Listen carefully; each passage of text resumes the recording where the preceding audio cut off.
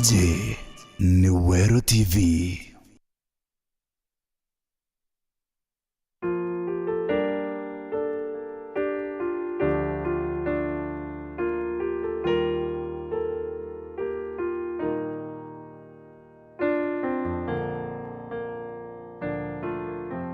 Good evening, viewer. Welcome once again to Faith Family Chapel broadcast. Together with Meru TV, we are so grateful for this grand opportunity. It is such an honor and privilege. Praise the Lord. Hallelujah. Let us start with a word of prayer. Our Heavenly Father, what a joy, what a privilege and honor to be able to talk about you, Lord. Father, Lord, we know our understanding is limited. Only by your Spirit may we understand the things of the Spirit. So we are opening our hearts, our minds, and all that we are to your Spirit. And I pray even for the viewer to have an understanding, a spiritual understanding. Lord, open our ears to hear, open our eyes to see, Lord Almighty, and our hearts to be of flesh, my God, that we can accept your word as you've spoken them, Lord, that they'll give us life. In Jesus' name we pray. Amen. Amen, amen, hallelujah. Once again, it's good to connect with you. It's good to have these moments of talking about God. Our life, our life is precious, and God has given us his life through Christ Jesus, and this is why we are here to talk about the word of God. Welcome, my viewer. So last time in our broadcast, we talked about our identity, and today we continue with the same. Identity, who are we? Who am I? Even Moses, when God sent him to go and set the Israelites free, he asked God, whom will I tell them that you are? And God gave an identity. He said, that I am, that I am. Hallelujah. So today, our identity comes from God himself. We're discussing the spiritual identity. Who are we? Our heavenly identity. We talked about the prodigal son last time. How the prodigal son went to a faraway country, was separated from the father, and at some moment he came to a realization, and he went to the father. Luke chapter 15, verse 18, he says, I will arise and go to my father and say unto him, Father, I have sinned against heaven. The son, or the prodigal son, came to a realization.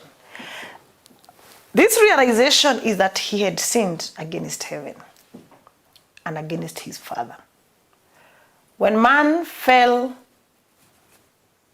in sin, when Adam fell in sin, he sinned against God and he sinned against heaven. Why did he mention about sinning against heaven and not just the Father? It's because heaven is a spirit realm. Heaven is a spiritual realm. And this physical life is directed from the spirit realm. So he had already sinned against his own destiny. He had already sinned against himself. And against himself in the heavenly realm. Why do we say that? Psalms 139, verse 14 to 16. I will praise you, for I'm fearfully and wonderfully made. Hallelujah. That's what we mentioned in our last broadcast. That we are fearfully and wonderfully made. The word of God says so. Hallelujah. Yes, we are fearfully and wonderfully made. Verse 15, my substance was not hid from thee when I was made in secret. Hallelujah. Verse 16, thy eyes did see my substance, yet being unperfect. And in thy book all my members were written, which in continuance were functioned, when as yet there was none of them. Praise the Lord. The psalmist is saying, even when there was none of my members, even when none of my members had manifested physically in this earth, God had already seen the substance, and in the book they were written. All of us, there's a book concerning every individual. There's a book written concerning us, and this book is in heaven. So when this young man sins against heaven, he's sinning against what is written concerning him. He's sinning against the word that has been written and unspoken concerning his life. And he realized he needs to make amends. Brethren, when we sin against that which has been written concerning us. So we need to ask the Lord to help us. Just as this man said, I will go back to my father. I will tell the father that I've sinned against you and have sinned against heaven. And once we realize the kind of life we are living, we have sinned against the Father and we have sinned against the heaven. We make amends. We turn back. That is what we call repentance. It's turning back and going back to the Father. And that is what the young man did. 1 Corinthians chapter 3, verse 16. 1 Corinthians chapter 3, verse 16. Paul writing to the Corinthians, he's telling them, know ye not that you are the temple of God, and that the Spirit of God dwelleth in you? Don't you know? Don't you know? If a friend comes and tells you, don't you know? They expect you should be knowing this. By the virtue that you're born again, you should be knowing this. So Paul is telling the Corinthians, don't you know that you're the temple? You're the temple of God. Again, he emphasizes the same. 1 Corinthians chapter 6 and verse 19. He says, what? What? If you read that word, what? It tells you something has happened there previously that is really astonishing. What? Look at what? What is the sin? The sin that these people were sinning against their body. But that's not our emphasis today. Our emphasis is first of all identifying ourselves, knowing who we are. Because when we know who we are, then we will not sin against heaven. We will not sin against God. Neither will we sin against our bodies. So verse 19 it says, what?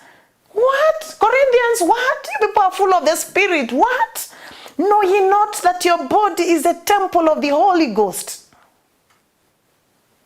which is in you? Emphasizing, don't you know, Corinthians, don't you know that your body is the temple of the Holy Spirit? The same thing I'm asking you, viewer. Don't you know that that body inside, in the spirit realm, hallelujah? Don't try to dissect your body to see where that temple is. It is spiritual. It is of spirit substance. That inside you, there is a temple of God, which you have of God, and you're not your own. You are not your own. He's saying in verse 20, but you're bought with a price. Therefore, glorify God in your body and in your spirit, which are God's. That brings two aspects of who we are. Glorify God in your body. This body should glorify God. And glorify God in your spirit. And then you're told, the two of them still are not yours, they are God's. They belong to God. Praise the Lord. Our heavenly identity.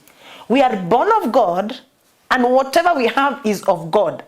So when we know that our spirit being born of God, belonging to God, then we offer ourselves unto God that he may teach us, that he may direct us to do his will. Later on we shall be covering on transformation, because it's in this knowledge of who we are that we are able to yield to the Spirit of God and we are transformed. That will be another topic for another day. For today, let us go to the book of Ezekiel chapter 13,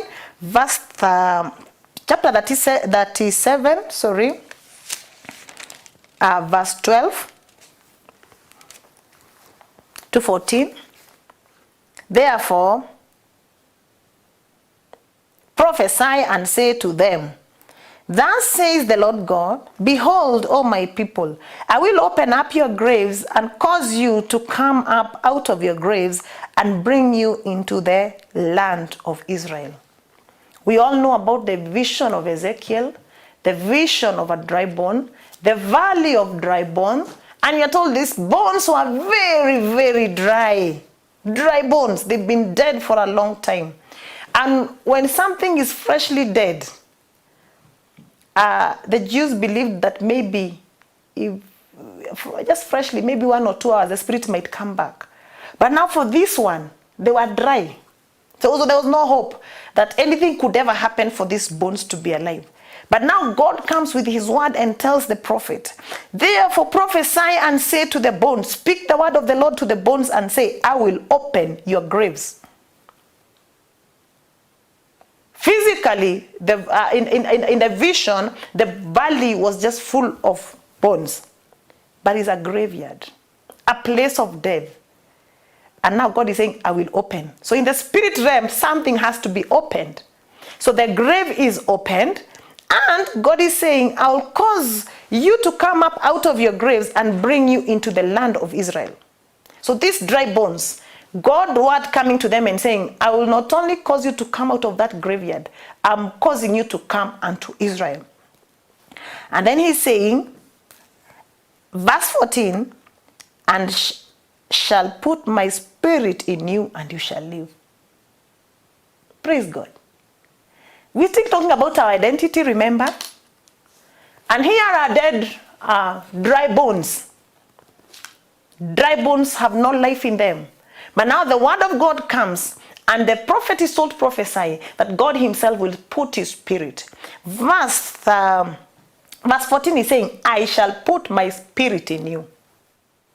So when we are born again, God is the one who puts his spirit in us, and that which is dead becomes alive. And that's why we gain life and say, I am born again. God put his spirit in us, our identity, that we have the Spirit of God within us. And the beauty that he not only put his spirit within us, the Spirit of God unites with our own human spirit, and the two become one. That's the beauty of it all. But now when we are led of the Spirit, it is the Spirit inspiring our spirit man, and we can actually hear the word of God as he speaks within our spirit man. So he shall put his spirit and place you in your own land. And you shall know that I, the Lord, have spoken it and performed it, says the Lord. Hallelujah. God himself prophesying, I will put my spirit and I will come to you. I will give you life. So whoever knows God and has allowed the Spirit of God to dwell in them, then you know it is no longer your life. Because remember, if you were once dead, then God comes and puts his spirit in you, quickens you and brings you to life. It is no longer your life, it is his. He has brought you back to life and now has owned you. He owns you. 1 Corinthians, once again, let's go to the book of Corinthians, chapter 15 and verse 45. Paul's again talking to Corinthians. He's telling them, and so it is written, the first man Adam was made a living soul. The last Adam was made a quickening spirit. I'm still emphasizing on us being spiritual beings brought alive by the Spirit of God working in us. The Spirit of God quickening us. So we are told in the book of Corinthians, 1 Corinthians 15, that the first man became a living soul.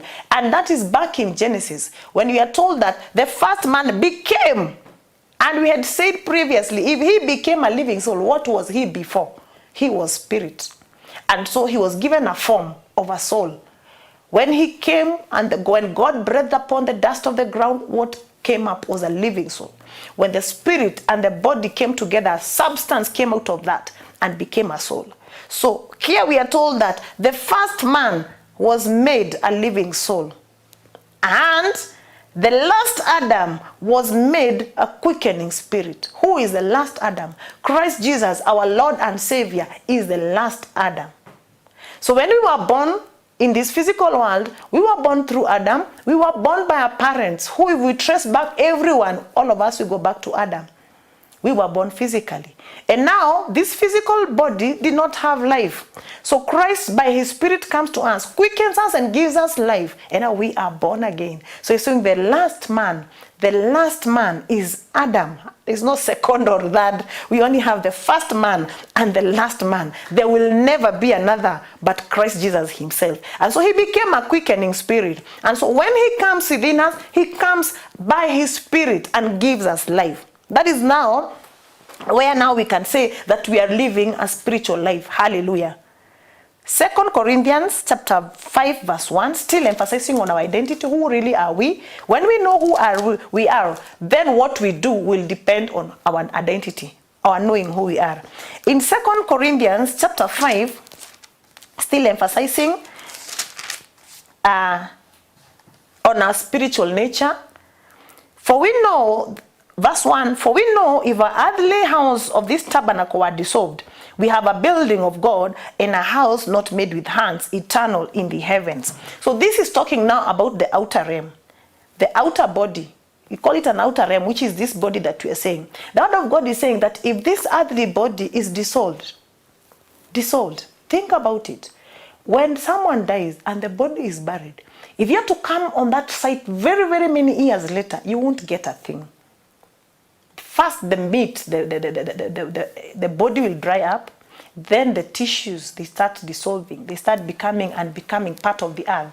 The bones may persist for a while, but after very, very many years, and depending on the weather circumstance, even the bones themselves will dissolve and become part of the earth. And that really tells you that this body is of the earth and shall go back to the earth. So the word is saying that if this body is dissolved, we have a building of God that is heavenly. It is not made with hands. It is eternal. And that is our hope. Praise the Lord. So when we go with that understanding that yes, we have this tabernacle, and this tabernacle is for a while, is for a temporal. One day it shall dissolve, and we shall be given another one that is not made with hands. How does it affect us? Praise the Lord. Ephesians chapter 1. Ephesians chapter 1. Go to the book of Ephesians and see how does this affect us. Our understanding of this body, understanding of what shall happen to this body, that now we know that this body will one day dissolve. Ephesians chapter 1 verse 3. Blessed be the God and Father of our Lord Jesus Christ, who has blessed us with all spiritual blessings in heavenly places in Christ. Hallelujah. We understand that you're already blessed. We already have all that pertains to life and godliness in the heavenly places. And that is life, our life from the heavenly places. That is why it's dictated. So in verse 20, the same Ephesians chapter 1 verse 20, he says, which he wrought in Christ when he raised him from the dead and set him at his own right hand in the heavenly places. Hallelujah. So there is exceeding great power towards us who believe, according to the working of the mighty power of God. So there is a mighty power of God, and this by the Holy Spirit, when the Holy Spirit raised Christ from the dead, and then Christ was set in the heavenly places. Hallelujah. Christ was set in the heavenly places. Where am I going to? Ephesians chapter 2 verse 6. Christ was set after his resurrection. He was set in the heavenly places. Now Ephesians chapter 2 verse 6, he says, and has raised us up together and made us to sit together in the heavenly places in Christ Jesus. Hallelujah. So when Christ Jesus was raised from the dead, praise the Lord, when Christ Jesus was raised from the dead, he was made to sit in the heavenly places. Praise God. A place of authority, a place of power. And now we are told, since we are now in Christ Jesus, Ephesians chapter 2 verse 6 is telling us we have been raised up together. We've been made to sit with Christ Jesus in the heavenly places. Hallelujah. This understanding can only be brought by the Spirit of the Lord, opening our eyes, opening our ears, and opening our hearts, that we may perceive and know that indeed, even if we are living here on earth physically, spiritually, we are seated with Christ Jesus in the heavenly places. Praise the Lord. The same book, and the book of Colossians chapter 1, Colossians chapter 3 verse 1. Colossians chapter 3 verse 1 tells us, if then be risen with Christ. If then, remember in the book of Ephesians, we are told we are already risen with Christ, and you've been made to sit in the heavenly places in Christ Jesus by our Father.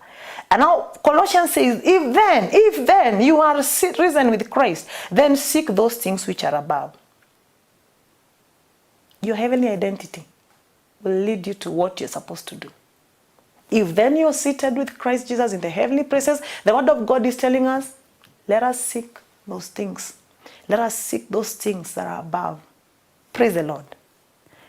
Paul was one person, one apostle, who had a revelation of Christ Jesus. And he has talked, all these letters is the one who's written. He's talked about our life in Christ, the new man, how we are changed. That now God has made us to one new man. The past is gone. The new, now we are living a newness of life. Then how come some people say they have given their life to Christ and there is no change? Praise God. Our walk in Christ is a transformation walk. And as I said, we'll be looking at the transformation later on. And we have to continually allow the Spirit of the Lord to work in us. Remember, the Spirit gets saved and delivered and being brought to life instantly. Now there's a communication between the spirit and the soul, and it is a process.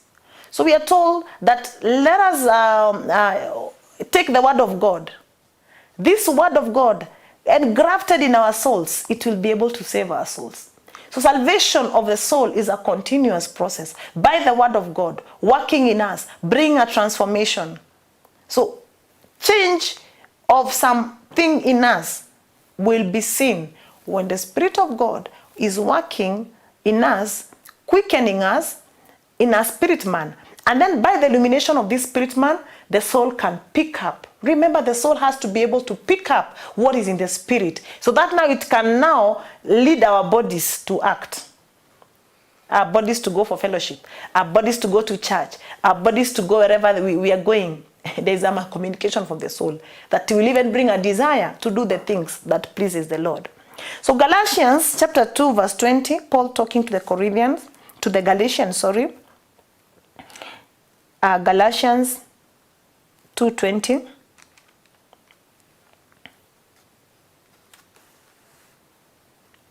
He's saying, I am crucified with Christ. I am crucified with Christ. When Adam sinned, everybody who was born of Adam was brought forth a man of sin. Because the sin has entered into the nature of man. And whatever man will give birth to will be having the very nature of sin in it. And that is why you don't even need to teach a child how to do wrong. After some time, something will happen and they will just do wrong. Because there is a nature in them that desires to do something that is not the will of God. And now, when Christ was crucified, he was crucified on my behalf. He was crucified on your behalf. And that's why Paul is saying, I am crucified with Christ. On behalf of all of us, Christ was crucified. And because the wages of sin was death, he took up all those wages. He was crucified for me because of me and you, that he may pay the penalty of sin. And so the penalty has been dealt with, because death came upon Christ when he was not a sinner. So he said, I am crucified with Christ, nevertheless I live. I'm crucified with Christ, nevertheless I live. Yet not I, but Christ liveth in me. And the life which I now live in the flesh, by the faith, I live by the faith of the Son of God, who loved me and he gave himself for me. Paul had an understanding of his identity. That now he realizes that I was once dead, now I've been brought alive by the Spirit of the Lord, and the life that now I have is no longer mine, because the old Paul, who was Saul, was crucified. And now crucified with Christ, transformed, the debt paid, and now he's born again to a new man by the Spirit of the Lord. Hallelujah. So our identity comes from realizing who we are. And who are we? We're spiritual beings. If we are born of the flesh, the word of God still says that we are dead in sin and trespasses. Why? Because we've been born through Adam, who sinned against God, and the nature of sin got into him. So when we are born of the flesh, we're born with that nature of sin within us. And now Christ Jesus comes and pays for the penalty, and now becomes the last Adam, who became a quickening spirit. And now he sent his spirit, that even when we are sharing these words, what is the purpose of having this broadcast? Is to share the gospel, is to let everyone hear that indeed all of us have died in Adam, and we need to be resurrected by the power of the Holy Spirit in Christ Jesus. And we need to accept, it is a conscious accepting that indeed I've been dead and now I want the life of God to work with me. So our topic today, being seated with Christ in the heavenly places. Are you seated with Christ in the heavenly places? If you're born again and you've not discovered yourself as seated with Christ in the heavenly places, you need to cry out, Lord, fill me with the Spirit. Baptize me, fill me. It's only the Spirit of God who reveals this unto you. So cry out to God and ask him for the Holy Spirit. The word of God is saying, if a child asks for bread from his father, the father will not give them a stone. It's the same thing. That if you do ask the Holy Spirit from God, he will give you his Spirit. So ask and believe that what he gives to you is his Holy Spirit. And by the word of God, he will quicken you that you grow. And you'll have a witness within you. There's a process. Remember, the flesh is always at war with the spirit. So at times when you want to grow, the flesh will bring its limitation. Your own carnal mind and carnal thoughts will bring its arguments. But believe what God has said. You'd rather be a fool in this world and believe what God has said, and you will see the benefits. So today, would you want to make that decision to give to your life and to God? Would you like to turn around and receive this life? Christ, who is a quickening spirit, would you want to receive him in your heart? You can make this decision, and when you make this decision, pray this prayer. Tell the Lord, Father, in the name of Jesus, I do ask that you forgive me my sin. Today I make that decision to turn around and live the life that you had for me. I repent every sin, and I accept Jesus as Lord and Savior of my life. And from today, cleanse me with the blood of Jesus Christ and purify me and make me as one of your own. In Christ Jesus I pray. Amen. These words are words that you pray and believe. Hallelujah. Remember, God is spirit. He hears. From there, you need to grow. I'll encourage you to join a church. Join a group of believers who will strengthen you, who will encourage you, that you walk together this walk of faith. And indeed, you're going to enjoy. Life is spiritual. Hallelujah. And when you start walking in the spirit realm, the physical will not drag you down. Instead, from the spirit realm, you will change what is in the physical. So God bless you. Until next time, we are Faith Family Chapel. You're welcome even to our services. We are located at Meru, Maua Junction. You're welcome. We also have our main church in Muranga. Within Muranga town, you are also welcome. God bless you very much. Until next time, kwaheri.